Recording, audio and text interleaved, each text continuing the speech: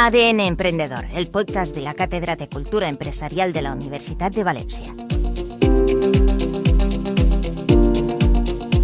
Bienvenidos a un nuevo episodio del podcast ADN Emprendedor de la Cátedra de Cultura Empresarial de la Universitat de Valencia. Hoy tenemos a un empresario muy interesante. Pepe Rosell es director de S2 Grupo, una empresa líder en el ámbito de la ciberseguridad. Vamos a conocerle. Bienvenido, Pepe. Muchas gracias por acompañarnos hoy en el podcast ADN Emprendedor de la Cátedra de Cultura Empresarial. Encantado. De la cual eres patrono. Eso es. Además, eres el director y cofundador de S2 Grupo, una empresa de ciberseguridad líder en ese sector, y es una empresa valenciana. Tienes un montón de cosas más, entre ellas leo ahí que estás en comités de expertos de seguridad nacional y cosas muy interesantes que creo que nos van a dar mucho que hablar hoy. Vamos a empezar por la parte empresarial, que es la que nos une aquí, ¿no? ¿Cuándo creas tu empresa? ¿Cómo empieza ese viaje? ¿A dónde has llegado? Cuéntanos. Bueno, es una historia curiosa. Yo estudié ingeniería industrial, no soy ingeniero informático, soy ingeniero industrial. Mi socio también, Miguel, es ingeniero industrial. Fuimos dos ingenieros industriales que en un momento dado nos unimos para lanzar este proyecto, ¿no? Yo empecé trabajando, construyendo buques, barcos. Como ingeniero industrial, la verdad es que era un negocio, un sector apasionante, era muy bonito construir barcos, pero bueno, la verdad es que no parecía que fuese un negocio muy rentable. Y a partir de ahí salté, siempre estuve en la parte tecnológica. De hecho, desde que mi padre me compró una calculadora, me la puso encima de la mesa y era una calculadora programable. Me decía, esto está prohibido tocarlo. Y yo dije, vale. No le hice caso, la toqué y a partir de ahí me metí de lleno en el mundo tecnológico, ¿no? Y no lo he dejado nunca. He estudiado una ingeniería industrial, pero siempre con una visión digital, tecnológica, ¿no? De hecho, cuando estuve en el astillero aprendí muchísimo, pero una de las cosas que decidí es que quería saltar al mundo tecnológico. Salté al mundo tecnológico, tuve experiencias en montar proyectos muy grandes tecnológicos, por ejemplo el 112 de aquí de Valencia en su momento, y ahí empecé a tener incidentes, cosas raras que sucedían. Estamos hablando del año 2000. Dice, tuve el primer incidente gordo que a mí me llamó mucho la atención, que fue pues unos señores que entraron en unas páginas web de un medio de comunicación y pusieron en la cabecera Teruel existe. Yo me quedé alucinado, decía, pero ¿esto cómo puede ser? Era una época en la que los hackers no eran crackers, no eran malos, eran simplemente gente romántica que hacía mal porque eso le hacía daño a la compañía. Pero su objetivo no iba más allá de ponerse una rayita en la culata y decir, he entrado aquí. Dice, era un mundo diferente, ¿no? Dice, todo eso ha cambiado, ha evolucionado una burrada. Dice, de hecho, pues en el año 2004 decidimos, mi socio y yo, montar S2 Grupo como una empresa especializada en ciberseguridad, cuando el término ciberseguridad no existía. Nadie hablaba de ciberseguridad. Seguridad informática, ¿no? Se hablaba en esos términos. Efectivamente, era seguridad informática. Y a mí el término ese, de hecho, no me gusta, porque la seguridad no tiene nada que ver con la informática, tiene que ver, si quieres, con la tecnología o tiene que ver con el mundo en general, pero no es seguridad informática. De hecho, nosotros nos definimos como una empresa de seguridad IT más OT, es decir, seguridad informática o tecnológica más seguridad de los sistemas de control industrial, ¿no? Pero en aquel momento es verdad que lo que había era seguridad informática, empezó a cambiar y pasó a lo que llamamos después seguridad de la información, y entonces hablaba mucho de la ley de protección de datos y bueno, todo aquello, ¿no? Pero es verdad que el término ciberseguridad, que ahora estamos tan acostumbrados a él, tardó mucho en llegar. Ese es el origen de la empresa y ese es un poco los inicios de la empresa, que fueron durísimos, ¿eh? En realidad os habéis metido en el mundo de la ciberseguridad en los inicios de la existencia de ese problema, prácticamente. Hasta el punto que a mí me decían qué te pasa en la boca cuando hablaba de temas de seguridad. Dice, ¿pero qué te pasa? ¿Tú te crees que soy la NASA o qué? Digo, pues no, pero es que esto va a ser un problema. La gente no nos hacía caso en aquella época. Yo creo que en ese sentido Miguel y yo fuimos un poco visionarios. Vimos un problema que íbamos a tener y decidimos tirarnos a la piscina, aunque estaba vacía.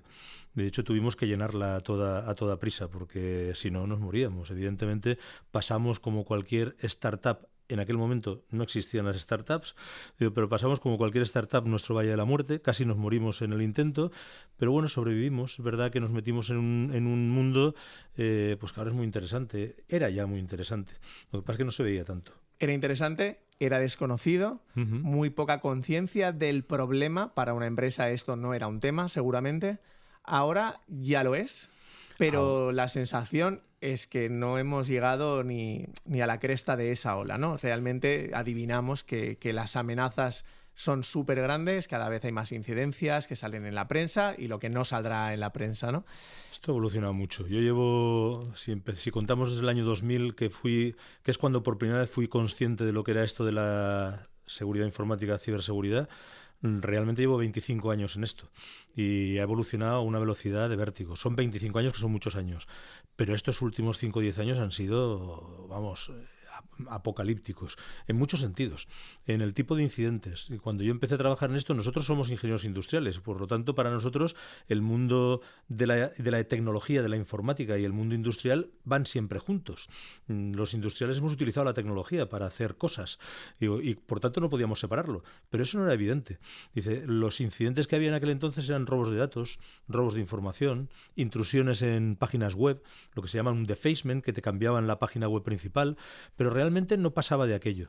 Todo esto ha evolucionado y hemos visto incidentes brutales en el ámbito de lo que llamamos ahora ciberfísico, ¿no? Incidentes híbridos, que tienen un componente ciber, un componente digital, pero que tienen un impacto directo en el mundo físico, causando incluso muertes. Esto ha cambiado de tal calibre, o sea, empezamos con incidentes de robos de información, temas de protección de datos, multas de la Agencia de Protección de Datos, ahora estamos hablando de ciberataques a países, tumbar un país, causar una muerte a través de un medio digital. Estamos hablando de ciberguerra, de neoguerra, estamos hablando de una guerra híbrida. O sea, el cambio ha sido brutal. 25 años en términos de desarrollo de la humanidad no es nada. ¿Y qué es lo que ha pasado? Pues lo que tenía que pasar, que esto ha llegado muy rápido y nos ha pillado con el paso cambiado. Y la sociedad no sabe de verdad qué es lo que tiene delante. No conoce ese riesgo de esa sociedad digital que hemos creado, tan contentos que estamos en esa sociedad digital, con nuestras redes sociales y con todo, que está muy bien, pero hemos creado un riesgo nuevo que se llama riesgo digital y que tiene un componente de incidente digital, que tiene un impacto en la sociedad brutal. Todos hemos visto incidentes por ahí. Vamos, en el ratito que hemos tenido oportunidad de hablar antes de empezar, tanto el técnico como yo se nos han puesto los pelos de punta. O sea, realmente estamos hablando de cosas y amenazas súper graves a instituciones críticas y, bueno, sobre la base de un concepto muy sencillo. Todo está interconectado, todo está sensorizado, desde tu cafetera hasta tu Tesla, hasta los aviones y los hospitales, ¿no? Las instituciones públicas y demás, los gobiernos, los países, y todo se puede hackear, todo puede ser atacado. Estamos en guerra. Absolutamente, pero desde hace tiempo. Bueno, para estar en guerra técnicamente hay que declararla, con lo cual técnicamente no estamos en guerra. No se invoca el artículo 5 del Tratado de la OTAN con un ciberataque porque es difícil atribuirlo, pero informalmente lo estamos. De hecho, si analizas un poco la evolución de los incidentes, hay muy pocas estadísticas de incidentes. De hecho, la mayoría de los incidentes no se denuncian. Sí que hay una estadística que merece la pena analizar, que es la del Centro Nacional de Inteligencia. Nosotros trabajamos mucho con ellos y el Centro Criptológico Nacional, que depende del CNI, tiene un informe público donde analiza la evolución de los incidentes. Y es muy curioso analizar ¿cuál ha sido la evolución? No te da el número de incidentes que hay en España, porque la mayoría no se denuncian, pero sí que te da la evolución. Y ves, dentro del ámbito de actuación del CNI, pues ves, que es la Administración General del Estado, ves la evolución y ves que hay varios hitos en la historia, hay un crecimiento continuo, pero cuando llega la pandemia los incidentes se duplican, pasan de 45.000 a 80 y tantos mil, empiezan a bajar un poquito, cuando llega la guerra de Ucrania se vuelven a duplicar y estamos ahora, después de la guerra de Gaza, en 170.000, 180.000 incidentes por año en ese contexto. Entonces, analizas un poco lo que ha pasado y dices, bueno, esto es la pera, ¿no? Dices, es que ha crecido muchísimo. Dice, ¿y por qué? Pues, por ejemplo, los grupos de ataque de origen ruso y ucraniano buscan dinero. ¿Buscan dinero cómo? Secuestrando compañías y pidiéndoles un rescate. ¿Y buscan dinero dónde? Encima de tu cabeza. Por eso es cierto que estamos en un periodo de ciberguerra no declarada. Es así. ¿Vale? Y hay grupos de ataque patrocinados por estados. Ese grupo está entonces en primera línea de esa batalla. ¿Cómo se vive esto desde ahí? Porque, bueno, es decir, vosotros me imagino que te sonará el móvil y será que no te van a dar buenas noticias. y os toca empezar a correr, o os toca empezar Se vive intensamente. De hecho, nosotros decimos que trabajamos en la trinchera digital.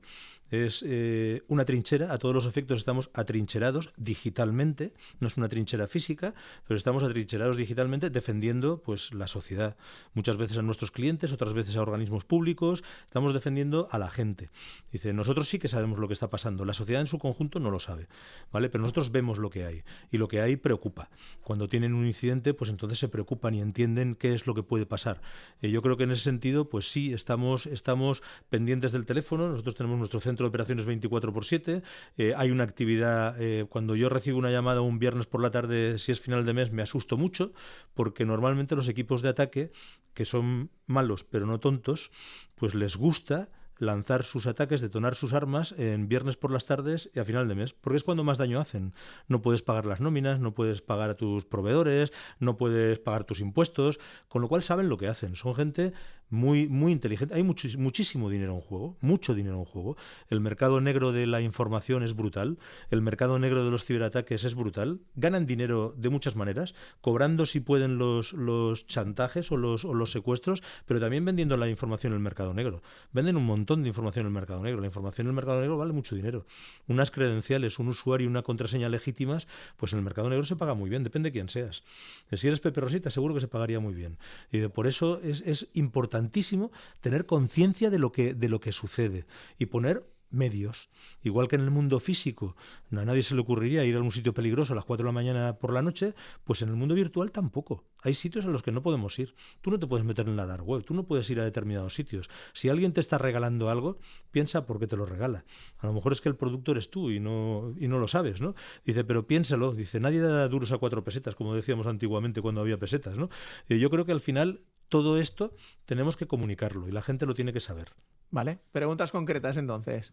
Tu posición ante las redes sociales, Instagram, Facebook, donde yo publico mi perfil, datos personales, aunque sean cualitativos. Mi posición como ciudadano, pues es un magnífico medio de comunicación. Mi posición como profesional es una magnífica fuente de información para perfilar objetivos. Esto es lo que hacen los malos. Dice, cuando nosotros ponemos información, y no hace falta que la pongas tú, la puedes poner tú, tu pareja, tus hijos, tus sobrinos, tu madre, tu padre, da igual. Somos un gran sistema. Cuando compartimos información, estamos dando información que después se utilizan para perfilarnos. Si yo sé que a ti te gustan los perros y tienes un perro que gana premios, pues a lo mejor te voy a mandar una invitación a un concurso de perros. Y tú, pues como eres bueno y eres confiado, pues la vas a abrir. Y abriendo ese ficherito que yo te envía, pues te he metido un bichito en el ordenador, ¿vale? Dice, la fuente, o sea, la cantidad de medios por las que yo puedo atacarte, yo estoy pensando constantemente cómo piensan ellos. ¿Por qué? Porque me dedico a esto. Entonces pienso cómo abusar de ti, cómo abusar de tu tecnología, cómo abusar de tu confianza. La mayoría de la gente es buena. Dice, y como son buenos, pues precisamente lo que nos encontramos es con gente que confía en lo que les dicen y nos encontramos con cada follón de 1000 pares de demonios. Entonces las redes sociales es una fuente de información brutal para perfilar objetivos. No nos damos cuenta, esto es lo que nosotros llamamos OSINT, Open Source Intelligence, inteligencia de fuentes abiertas. Es la información que nosotros captamos gratis para perfilar un ataque contra ti, o contra tu entorno, o contra tu jefe, o contra tu empleado, me da igual. Yo consigo toda esa información y esa es la información, digamos, que está libre en Internet. Después hay otro tipo de información que se compra. Si yo quiero ir a por un objetivo muy deseado, ponle el nombre que quieras, una persona VIP por lo que sea, compro información. Entonces me voy al mercado negro y digo, quiero información de fulanito de tal, y pago por esa información. Eso me sirve para perfilar, para diseñar un ataque contra él, ¿vale? Entonces, las redes sociales, todo esto, pues por ejemplo Facebook es una barbaridad. Es una barbaridad lo que han dejado que se haga con Facebook. Facebook ha cambiado el sentido de las votaciones en varias ocasiones. No voy a nombrar cuáles, pero todos lo sabemos. Hay un libro que se llama Manipulados, muy bueno. Dice que narra un poco la historia de Facebook en los últimos años, antes de varias votaciones que ha habido, varias elecciones que ha habido importantes. Es increíble lo que se ha hecho con eso. Dice, eso es un medio de comunicación manipulable que permite manipular a las personas. Y esto de la desinformación de la que se habla, pues esto es más antiguo que la humanidad. Sun Tzu ya lo decía en su manual de la guerra. Goebbels lo utilizaba en la Segunda Guerra Mundial. ¿Cuál es la diferencia ahora? Que tenemos unos medios brutales para manejar toda esa información y para manipular a masas completas de gente. Y eso es lo que se está haciendo. Eso es lo que opino de las redes sociales. Vale. Yo recibo un montón de datos gratis, datos privados, como quieras. La aparición de la inteligencia artificial, que es una gran gestora de grandes masas de datos, ¿cambia las reglas de este juego? A ver, vaya por delante que yo soy pro tecnología. Sí, la sí, tecnología no, es claro. ni buena ni mala. El problema es el uso que se hace de ella. La inteligencia artificial es una auténtica maravilla. Es una revolución. No sabemos ni siquiera qué tipo de revolución es, pero es una revolución sin precedentes, brutal. Dice, nos encaminamos hacia lo que algún autor llamaba la singularidad. La singularidad es cuando la inteligencia artificial alcanza la capacidad del cerebro humano, ¿no? Digo, teniendo en cuenta eso, la tecnología, en este caso la inteligencia artificial, es buena. Es muy buena, pero es evidente que se puede utilizar para hacer el mal. Igual que la energía nuclear se utiliza para curar, también se utiliza para hacer bombas. Pues en este caso la inteligencia artificial exactamente igual. ¿Que se puede utilizar mal? No es que se pueda utilizar mal, es que se está utilizando mal. Y hay foros, hay centros, igual que está el ChatGPT, que es bueno, en teoría, pues está el WarmGPT, que está diseñado para hacer el mal, para convertir equipos de ataque que hasta el momento tenían bajas capacidades, convertirlos en equipos de ataque con altas capacidades y por tanto dan miedo, mucho miedo, porque encima nos enfrentamos a muchos equipos de ataque y detrás de todo esto, insisto, hay por una parte estados con intereses variopintos y por otra parte muchísimo dinero. Estamos hablando de trillones de dólares, con lo cual pues te enfrentas a un problema colosal. Vuelvo a tu empresa. Tu empresa 100% capital español a día de hoy. Valenciano. Muy bien. Líder en vuestro sector, una empresa con 700 empleados. ¿Cómo de asimétrica es esta batalla? Vosotros, que tenéis un papel importante, ¿qué clase de enemigo tenéis delante? ¿Es un gigante o estáis en igualdad de condiciones? Ni de casualidad. No tenemos ni los mismos recursos ni al mismo tiempo. Tú ten en cuenta que cuando yo defiendo, yo me dedico a defender clientes en el mundo IT y en el mundo OT. Las redes que defiendo son gigantescas. Tú te vas a una empresa pequeña, incluso una empresa pequeña ya tiene un montón de dispositivos y un montón de ordenadores, pero una empresa grande, sus redes son gigantescas. Un equipo de ataque necesita un punto de entrada. Solo un punto de entrada. Con un punto de entrada te monta un pollo, si me permite la expresión, que te deja tieso. Dice, con lo cual la guerra es completamente asimétrica. Ellos se sientan a esperar. Tienen tiempo. Si te marcan a ti como objetivo, tienen tiempo. Con lo cual se sientan a esperar. Dice, y además tienen dinero, tienen recursos, invierten muchísimo en I+D, tienen buenas herramientas. Nosotros no tenemos todo el tiempo del mundo. Normalmente aún no se paga suficientemente bien todo este tipo de servicios, con lo cual estamos siempre con recursos limitados. Dice, con lo cual es una guerra totalmente asimétrica. Entonces, al final es muy difícil conseguir defender. Pero la buena noticia es que en todo esto, en seguridad siempre hablamos de 3 grandes bloques, por explicarlo muy fácil. Cuando te dedicas a la seguridad, te dedicas a proteger, detectar y responder. La protección, esto es como el valor a los soldados, se sobreentiende. Tú tienes que montarte tus sistemas de protección, pero tienes que pensar que tus sistemas de protección van a fallar. Seguro que van a fallar, porque la superficie de exposición es tan grande que es imposible protegerlo todo. Con lo cual, protégete, pero trabaja como si fuesen a fallar. Y entonces céntrate en detectar lo antes posible y responder de la forma adecuada. Detectar lo antes posible, ¿qué es? Pues intentar detectar incluso antes de que se produzca el ataque. Y si no puedes antes, pues lo antes posible cuando se haya producido. ¿Por qué? Porque en ese momento tienes capacidad de actuación, mucha capacidad de actuación. Y lo que tienes que tener pensado es el mecanismo de respuesta. ¿Cómo vas a responder? Lo que no puede ser es que en medio de un incidente dices, oye, vamos a ver, ¿qué es lo que tenemos que hacer? Nosotros hemos vivido incidentes que han cifrado todo, que incluso la lista de personas a las que tenían que avisar lo tenían cifrado porque era una empresa digital. Dice, con lo cual dice, ostras, es que no tengo nada. No tengo ni los teléfonos, no tengo absolutamente nada. Dice, todo esto hay que pensarlo antes. La gestión de un incidente no es solo tecnológica. Tiene que intervenir el equipo de comunicación, tiene que intervenir el equipo legal, tiene que intervenir la propiedad, porque aquí hay responsabilidades civiles y penales, desde arriba hasta abajo. Dice, con lo cual, esto es un asunto a tomárselo de forma muy seria, ¿vale? Y en ese sentido, yo creo que todo esto tiene que cambiar un poco el tratamiento que de esto se hace. Detectar y responder, ¿vale? Es la garantía del éxito. Tener un problema no te lo evita nadie. Tener un desastre es perfectamente evitable, ¿vale? Un problema te puede costar un poquito de tiempo, un poquito de dinero. Un desastre, no te levantas. Esa es la diferencia. La parte esta de amenazas se nos está alargando en la entrevista. Sí. Pero es un tema apasionante, la Lo verdad. es. lo que me pregunto, por ir un poco cerrando aquí con una moraleja, necesitamos desdigitalizarnos y irnos a vivir al campo y comprar 3 gallinas y hacer un huerto. Ni de casualidad. Dice, eso lo estudió el World Economic Forum en un ejercicio, un escenario que se llamaba Ciberguedón, y la conclusión era nos íbamos a la Edad Media. Ni de casualidad, no podemos hacer eso. Lo que tenemos que hacer es tomar conciencia y poner medidas de seguridad. Todos estos problemas tienen solución, ¿vale? Lo que hay que ser es consciente de que hay que solucionarlo. Eso es lo que hay que hacer. Vamos a ir hacia la universidad, porque Venga. la solución en gran medida tendrá que pasar por ahí, en el sentido de que ese talento que vosotros necesitáis para funcionar y para poder tener una posición de defensa con la mejor gente posible, esa gente se forma y se forma en la universidad. ¿Obtenéis una verdadera transferencia de talento desde la Universidad de Valencia a vuestra empresa? Yo quiero mucho a las universidades valencianas, me he formado en una de ellas, he trabajado muchísimo en la Universidad de Valencia, familiarmente mi mujer es catedrática en la Universidad de Valencia, estoy encantadísimo, pero soy crítico. ¿Vale? ¿Y en qué sentido soy crítico? La Universidad de Valencia no forma a los profesionales que yo necesito. La Universidad Politécnica tampoco. No hay grados de ciberseguridad. Esto ha venido muy rápido. Tiene su sentido. Es muy difícil cambiar un plan de estudios, pero tenemos que empujar para que se introduzca los conceptos de ciberseguridad. Me da igual que tú hayas estudiado medicina, derecho, farmacia, biología, una ingeniería. Me da igual. Tienes que saber ciberseguridad. Lo mínimo. Vale, de acuerdo, pero tienes que saber ciberseguridad. ¿Por qué? Pues porque la tecnología afecta a todo el mundo. Afecta a un quirófano, afecta a una farma, afecta... E incluso me decían en alguna ocasión, oye, pero una persona que estudie, yo qué sé, filología española, dice, hombre, filología española, el reconocimiento del habla, la inteligencia artificial, la IA generativa, digo, es una burrada.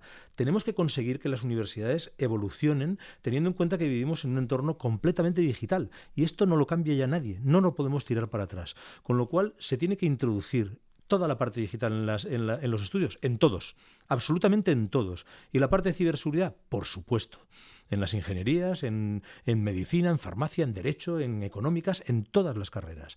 Tienes que tener conceptos de ciberseguridad, porque si no, no seremos capaces de... Entonces, siendo muy pro universidad, porque yo vengo de ahí y trabajo muchísimo y muy contento con la universidad, soy un poco crítico en el sentido de que tenemos que evolucionar nuestra universidad, ¿vale? Y yo creo que ese también es un poco el papel que yo intento jugar dentro de la Cátedra de Cultura Empresarial, dentro de la Universidad de Valencia, que he estado mucho tiempo como vocal del Consejo Social. Yo siempre hablo de lo mismo. Dice, vivimos en un mundo digital. La economía es una economía digital. La economía tradicional se desmorona y resurge la economía digital. Y la economía digital está sustentada sobre tecnología y tiene muchos riesgos que tenemos que saber atajar, tenemos que saber combatir. Y eso es lo que tenemos que hacer. Y en las universidades tenemos que transmitir esto de la economía digital. Es una verdadera revolución, la inteligencia artificial, pero tiene un lado oscuro que tenemos que conocer y saber combatir. Como resolución a la carencia de ese aporte de conocimiento que venga desde la universidad, ese es el motivo por el que creasteis Enigma, una especie de escuela de formación que generáis vosotros desde dentro. Pues en parte sí, en parte lo que nos dimos cuenta es que esto se creó hace 10 años, 11 años. Se llamó Enigma porque no por la máquina de la Segunda Guerra Mundial, no. Nuestro director de seguridad dijo, nosotros no somos profesores. Esto no sé si va a funcionar. El nombre, Enigma. Era un enigma si va a funcionar o no. Es de las mejores cosas que hemos hecho. Montamos una escuela. La gente que ha estudiado en Enigma en S2 se llaman a sí mismos enigmáticos. Y además dicen, yo soy de la 1, yo soy de la 8, yo soy de la 10. Llevamos 12 ediciones. Es extraordinaria. Lo que hacemos es formar a la gente. Son egresados pues de distintas formaciones, desde criminología, pues hay gente de medicina, alguno hemos tenido de medicina, ingeniería biomédica, ingenierías industriales y de telecos, de la Universidad de Valencia también tenemos gente de teleco. Dice, al final lo que cogemos es gente que tiene interés por la ciberseguridad y nos pasamos un año dándoles formación. Bueno, 9 meses, entre unas cosas y otras. Entre unas cosas y otras llega hasta el año. Se pasan un periodo de un año que tienen formación intensiva durante un periodo de tiempo técnica, pero es formación práctica. Nosotros no somos profesores, nosotros sacamos a la gente de las trincheras y los ponemos 4 horas a dar clase a nuestros enigmáticos, ¿vale? Con lo cual la formación es súper práctica. Dice, además hacen un trabajo final de Enigma, que muchas veces lo utilizan como TFG o TFM, y después pasan a trabajo de campo. Se meten en equipos de ataque, en equipos de inteligencia, en equipos de defensa, y ya cuando están formados, después de un año más o menos pasan ya a plantilla de S2. Una de las mejores cosas que hemos hecho en la historia de S2. Enigma. Buenísimo. ¿No? Suena muy bien, me sorprende que uno pensaría que esto se ha hecho para telecos o para informáticos, no. Pero estás nombrando todo tipo de matemáticos, especialidades. hay matemáticos, hay físicos, hay telecos informáticos, hay industriales, muchos industriales, alguno de ingeniería biomédica, tenemos de criminología, hemos tenido también alumnos, no, hay un poco de todo. Es que necesitamos de todo. Sí, lo que dices, que la ciberseguridad debería estar en todos los planes de una forma transversal. Eso es. Otra cosa muy relevante que habéis hecho, además de la formación, es que vosotros estáis creando software propio. Sí. Claudia, Gloria, Microclaudia, ¿no? Son softwares. Entiendo que esta originalidad marca la diferencia, porque lo normal será comprar cosas que ya existen en el mundo, ¿no? Bueno, ahí mi socio y yo, Miguel y yo, en su momento hicimos un decálogo de las normas fundamentales de la fundación de S2. Una de ellas fue creación de tecnología propia. En aquel momento, 2004, nos tachaban de locos. Nos decían, pero estáis locos, ¿para qué vais a montar tecnología aquí en Valencia?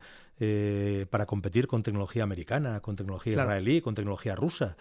Digo, pues yo creo que nosotros vamos a necesitar tener nuestra propia tecnología. El tiempo nos ha dado la razón. Empezamos a desarrollar tecnología propia en el 2004. No hemos parado. Desarrollamos tecnología en el ámbito de la ciberseguridad y ciberinteligencia. Y el tiempo nos ha dado la razón porque ahora incluso pues Draghi, Letta, los informes que están publicando hablan de una cosa que a mí me hace mucha gracia, porque yo siempre lo he dicho, necesitamos en Europa ser soberanos tecnológicamente. Claro. Necesitamos autonomía estratégica. Dice, nosotros somos una empresa de seguridad nacional, somos una empresa que crea tecnología española, valenciana, española, europea. Dice, y tenemos tecnología defensiva y ofensiva. La tecnología ofensiva la utilizamos para hacer auditorías fundamentalmente, ¿vale? Pero hemos creado tecnología europea. Dice, claro, en este momento es evidente que los temas relacionados con la seguridad no es una cuestión de amistad, es una cuestión de interés. Aquí no hay amistades, hay intereses, ¿vale? Y cuando la amistad coincide con el interés, maravilloso, miel sobre hojuelas. Cuando la amistad no coincide con el interés, te encuentras cosas como lo que ha salido publicado de un país amigo, como Estados Unidos, que espía a la presidenta de Alemania, Merkel, o al presidente de Francia, ¿vale? Eso es lo que nos ha pasado, ¿vale? Con lo cual yo creo que como Europa estamos despertando, la Unión Europea está despertando y está dando cuenta que hay campos, no solo el de la ciberseguridad, pero también el de la ciberseguridad, en la que necesitamos cierta autonomía estratégica. Y ahí están empezando a invertir en serio. Y nosotros tenemos la suerte de que yo creo que en su momento acertamos. Dijimos, nosotros vamos a desarrollar tecnología, en este caso valenciana. Y la tecnología valenciana está puesta en un montón de sitios del mundo, y un montón de sitios súper importantes. Desde, yo qué sé, desde el Centro de Operaciones de Seguridad de la Generalitat Valenciana, pasando por el Centro Criptológico Nacional, yéndote a Irlanda, yéndote a México, a Colombia, en un montón de infraestructuras críticas, ¿vale? Y es tecnología que hemos desarrollado en la Comunidad Valenciana. Dice, con lo cual, en Valencia se pueden crear empresas de base tecnológica, dice, con tecnología punta en sectores disruptivos. Se puede. Y eso es una de las cosas que también intentamos transmitir a la gente joven. Dice, oye, que tenemos gente maravillosa, que tenemos capacidad de hacerlo. Es verdad que el entorno no acompaña mucho, ¿vale? Porque financiar este tipo de compañías con activos intangibles es complicado. Pero se puede. Aunque el entorno no acompañe, ¿está en vuestra experiencia el haber adquirido o haber establecido colaboraciones a cualquier nivel, startups que hayan desarrollado software propio y que, bueno, vosotros las habéis conocido y os ha interesado más comprarlas que meteros en hacer ese desarrollo? No aún. Nosotros hasta la fecha el crecimiento de S2 ha sido 100% orgánico. Posiblemente en un futuro relativamente cercano hagamos operaciones de crecimiento inorgánico, pero hasta la fecha ha sido crecimiento orgánico. Tú ten en cuenta que nosotros somos una empresa de seguridad y de seguridad nacional. Integrar una empresa no es cosa sencilla. Yeah. Dice, bueno, nosotros el tipo de gente que incorporamos a nuestra compañía pues es un tipo de gente que muchas veces tiene unos perfiles complicados. Necesitamos saber que son gente de fiar. Nosotros tenemos equipos muy estables. El core de nuestra empresa es muy estable. La gente joven sí que rota, ¿no? Pero el core, los que llevan ya muchos años con nosotros, son muy estables. Y ahí necesitamos confiar en la gente. Claro. Entonces, bueno, ahí por ahora hemos preferido el crecimiento orgánico, pero no te digo que no al crecimiento inorgánico. Sobre la seguridad nacional, que me sorprendió. Yo realmente conocía vuestra empresa desde hace muchos años, de la cátedra. Tú me diste a mi clase, yo creo que fácilmente hace 10 años o más. Pero, bueno, pensaba que era una empresa de seguridad industrial. Realmente estáis muy posicionados a nivel de seguridad nacional, tanto en España como en Europa. un sector súper complejo, ¿no? O sea, no parece muy sencillo como posicionar tu empresa como una empresa... No, no lo es. Yo creo que nosotros acertamos en su momento en el planteamiento, hemos acertado también con los clientes que hemos tenido. Nosotros no somos una empresa de seguridad industrial, pero sí que somos una empresa que trabaja en el mundo IT, tecnologías de la información, y IoT, sistemas de control industrial. Es una de nuestras especialidades, vigilar la seguridad de los trenes, de las centrales nucleares, de una presa, de un avión. Eso sí que es nuestra especialidad, ¿vale? Entonces, ¿es un mundo complejo? Sí, es muy complejo. Dice, por eso nosotros invertimos muchísimo en I+D. Es una de las decisiones fundacionales de nuestra compañía, la inversión en I+D y en innovación. Dice, invertimos, pues más del 10% de lo que facturamos en investigación y desarrollo. Entonces, eso nos ha permitido desarrollar las herramientas, desarrollar estas que has nombrado tú, Gloria, Carmen, Pero, Claudia. Me ha parecido leer que estáis, por ejemplo, en la ONU, ¿no? O, instituciones a ese nivel. Es difícil estar, por supuesto, pero me parece casi más difícil penetrar, ¿no? Llegar a estar ahí. Pico y pala. Esto, una vez pasas el Valle de la Muerte, ¿no? Y empiezas a creértelo, porque aquí uno de los problemas que hemos tenido tradicionalmente en el sector tecnológico valenciano es que no nos lo hemos creído. Ya hay varias empresas que se lo han creído y están creciendo. Nosotros nos lo creímos. ¿Y por qué no vamos a ir a dar servicios a la ONU? ¿Que somos peores que alemanes o que franceses? Ni de casualidad. Somos iguales o mejores. En ciberseguridad estamos muy bien posicionados. Tenemos gente muy buena. El equipo de S2 es una pasada. Son gente buenísima. Tiene unas capacidades técnicas que, vamos, te vas con ellos, yo me voy con ellos al fin del mundo.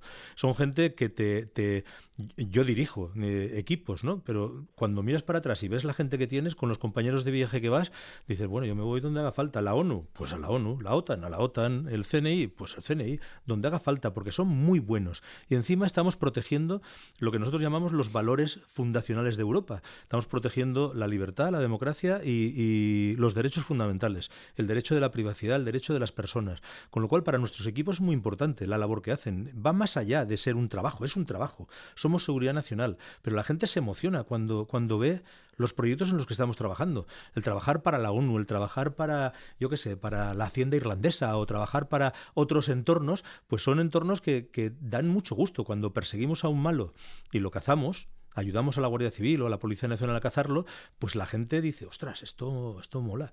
Esto mola porque estamos haciendo además de tener una empresa y además tener obligación de ganar dinero, que tenemos obligación, hacemos un servicio público. Intentamos ayudar a que estos grupos criminales, estos grupos de ataque, que no hackers, ¿vale? Grupos criminales, dice, pues estén lo más lejos posible y si podemos, pues ayudamos a cazarlos. Dice, vamos, es un placer ayudar a cazar a esta gente. Y son equipos muy potentes, ¿eh? No lo dudo. Es que te juro que estoy pensando mientras te escucho que la verdad es que no esperaba que fueras tú, tu empresa, tu sector, o sea, tan interesante. O sea, me parece brutal este tema. O sea, es como si, pero tengo la impresión al escucharte que vivimos completamente de espaldas a una realidad, vivimos en la inopia, ¿sabes y qué que pasa? esto es necesario comunicarlo, ¿no? Totalmente de acuerdo. Yo me defino a mí mismo como un traductor del Klingon al castellano. Porque nuestro lenguaje, el lenguaje de las empresas nuestras es un lenguaje complicado. El entorno es complicado. Cuando te hablan de un phishing, yo creo que ya todo el mundo sabe lo que es un phishing. Pero te empiezan a hablar de un spear phishing, de un whaling, empiezas a hablar ya de VPNs, la gente no sabe lo que es. Dice, hablamos en un lenguaje complicado. Entonces tenemos que aterrizar el lenguaje, tenemos que hacer que la forma de comunicar sea más sencilla para que lo entienda la gente. ¿Esto es complicado? Sí, es complicado. ¿Pero es complicado defenderse? No es complicado defenderse. Hay que cumplir ciertas normas. Por ejemplo, el tema de las contraseñas. El tema de las contraseñas de verdad que es una cosa brutal. La gente dice, pero si yo no soy importante, ¿qué más que da que mi contraseña sea 1, 2, 3, 4, 5, 6? Dice, mira, si eres importante no te lo voy a decir yo, porque esto es un gran sistema, estamos todos conectados en un gran sistema. Yo si quiero ir a por una persona importante, a lo mejor no voy a ir a por ella, porque él es un poco paranoico, está protegido, está pertrechado. Dice, a lo mejor voy a por alguien de su entorno, ¿vale? Y simplemente como está todo conectado, absolutamente todo está conectado, pues hay que pensar un poco el camino que voy a seguir para ir a por ellos. Necesitas un punto de entrada, como tú decías. Necesito un punto de entrada. Un punto de entrada y con un punto de entrada monto la de San Quintín. Pues nada, Pepe, yo decirte para acabar que una empresa con una labor tan importante en presencia en un montón de países, 700 empleados, ¿en qué momento dices, bueno, pues voy a dedicar parte de mi tiempo a ser el director académico de la Cátedra de Cultura Empresarial? Me encanta la pregunta, porque es parte de lo que yo pienso que tenemos obligación de hacer. Vamos a ver, esto está muy manido, esto de decir, yo tengo que devolver a la sociedad lo que la sociedad me ha dado. Yo he estudiado en una universidad pública, estoy orgullosísimo de haber estudiado en la Universidad Politécnica de Valencia una ingeniería industrial, orgullosísimo. Tengo muchos vínculos con la Universidad de Valencia, estoy orgullosísimo de estar en la Cátedra de Cultura Empresarial. Yo creo que la misión que definió Carlos en su momento es que es brutal, dice, vamos a intentar ayudar. Cuando yo monté la empresa, yo estudié en ingeniería industrial. Yo no sabía que cuando te iba bien y necesitabas dinero, no te caía del cielo. Yo pensaba que, joder, si me va bien, pues me va a caer dinero del cielo. ¿Qué va? Eso no es así. Y te das de bruces con la realidad, te das de bruces con que el crecimiento cuesta dinero, mucho dinero, incluso más que si vas mal. Digo, con lo cual, la ayuda que te pueden dar empresarios que ya han pasado por su valle de la muerte, ya han pasado por todo esto, la ayuda que le podemos dar a los emprendedores nuevos, explicarles que aparte de ser funcionario, aparte de ser directivo, se puede emprender, que es muy bonito emprender, es muy duro, ¿eh? Yo a nadie le diré que esto es un camino de rosas, es muy duro, pero es precioso. Dice, el poder tener tu proyecto, el poder emprender como tú quieres, el poder ser dueño de tu destino y dueño del destino de mucha gente, hacer el bien. Dice, joroba, yo creo que es muy bonito. Entonces, el irte a un sitio como la Cátedra de Cultura Empresarial y tener un montón de gente joven que tiene ganas por saber si puede ser empresario, como en el curso de equipo de ser empresario, es una maravilla. Lo que vamos ahí a contar, los empresarios que estamos ahí, lo que contamos son nuestras experiencias. Pues igual que tú me estás preguntando por la mía, pues el resto de compañeros de viaje en la Cátedra de Cultura Empresarial cuenta cada uno sus batallitas. Algunas cosas que nos salen bien, otras cosas que nos salen mal. ¿Qué se lleva la persona que estudia o que va a aquí por ser empresario? En mi opinión se lleva una joya. Ojalá hubiese tenido yo esa joya cuando empecé con la empresa. Se lleva una joya porque se lleva la experiencia de un montón de gente que ya ha pasado por lo mismo. Se lleva historias, se lleva experiencias de gente que lo ha vivido en primera persona. Entonces, al final, la Cátedra de Cultura Empresarial no es una formación reglada universitaria, para eso está la universidad. Nosotros complementamos a la universidad. Intentamos meter un poco el espíritu emprendedor dentro de esa gente, de esos egresados de la Universidad de Valencia, que son una caña para ser directivos, científicos o emprendedores, ¿vale? Entonces intentamos explicarle, si quieren serlo, cómo pueden llegar a serlo. Les decimos lo bueno y lo malo, porque aquí no todo es un camino de rosas. Yo las he pasado canutas en la historia de S2. Entonces, yo creo que es importantísimo que tengamos la oportunidad de transmitir toda esa historia para bien y para mal. Digo, y que la gente te escuche. Mi cómputo global es buenísimo, ¿vale? Es verdad que he pasado momentos difíciles, pero el cómputo global es una pasada. Ayudas a la gente, creas empleo, creas riqueza. Dice, porque encima somos valencianos. Dice, nuestra tierra ahora está malita, la pobrecita, con lo de la Dana.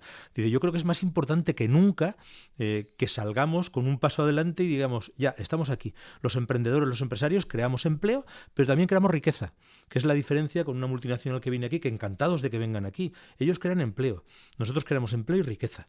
Y esa es el puntito de diferencia, con lo cual yo animo. Yo creo que en Valencia tenemos un ecosistema emprendedor buenísimo, unas startups buenísimas, tenemos más problemas para hacer el scale up, el siguiente paso, nos faltan herramientas, falta financiación, no subvención, que la subvención es una trampa en sí misma, nos falta financiación, herramientas que permitan al empresario no tener que acabar vendiendo a un fondo americano, a un fondo de yo que sé dónde.